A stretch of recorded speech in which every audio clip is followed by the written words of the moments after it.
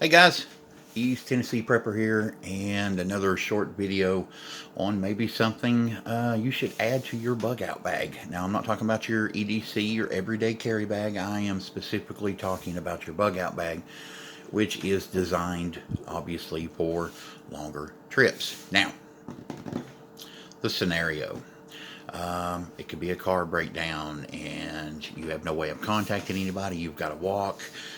Man-made, natural EMP like we saw, forever ago up toward the Canadian border, and you saw shots of New York where hordes of people were having to walk to get back to their home. So, subway transportation and all that was down. So, whatever the scenario, you could be camping 20 miles up into the mountains, and you don't have signal on your cell phone to get a hold of somebody if your vehicle it isn't working. So either way, now you've got to walk, and we're talking like 20 miles out or so, okay? And you're just having to walk. So here is the deal. If you're not used to doing long treks of walking, or you're not a runner, you're like me.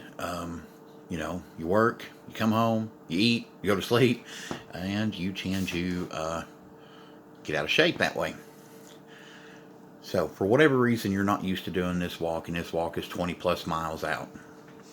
And depending on the weather, it could be hot, it could be humid, especially up here in the mountains of East Tennessee. Humidity is rampant. So, you're walking, you're burning up, you're sweating. Parts of your body that shouldn't sweat are now sweating. And like I said, you're out of shape, and parts of body fat and the inner thighs and things like that are going to rub together. And what happens when that happens? Friction causes more heat, more sweat.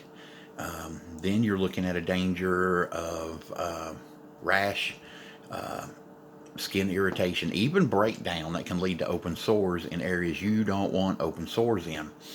So, a few things that I was looking at for things like that is some type of friction defense. Now, you will see runners, they will, especially new runners that do the marathons, and they have to put Band-Aids in certain places to keep from chafing real bad. And, of course, now we've got things like this friction defense. Maybe something you may want to put in your bag. If you're going to have to do those walks, put it where it needs to be. That way it will cut down on the skin irritation. Now, let's say it's too late, and getting home, you've had to cross a river, you're wet now, or it's raining. Very, likely scenarios that can happen. You need a good powder. Now, I know the first two products I'm showing here are Gold Bond, and no, I'm not a shill. I have 98 subscribers, so not like I'm trying to sell this product, but I do like Gold Bond. It cools you, it does absorb, and it cuts down on the irritation, and man, it helps heal. Found out the hard way last year when I went to a 3-day convention and did a lot of walking and did not realize I would be hurting in areas where I was hurting. This helps. This will get you dry really fast. That's something else I would, recommend maybe you put it in. And then, of course, you'll find this most of the time like in Desitin and things like that. Zinc oxide. It's a skin protectant. It could also be used for sunscreen because it does block UV. And it also helps heal as well.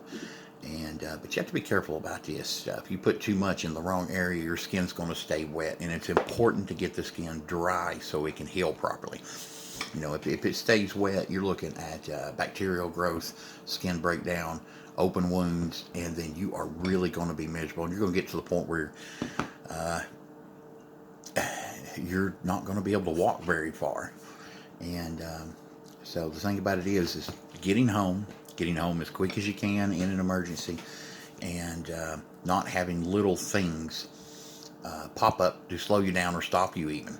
And especially if you're way up somewhere and it's going to take you three days maybe to get out of the mountain on foot. This is something that I would once again I'd recommend. I know this stuff is going in mine. So anyway, something to ponder. You guys have a great day.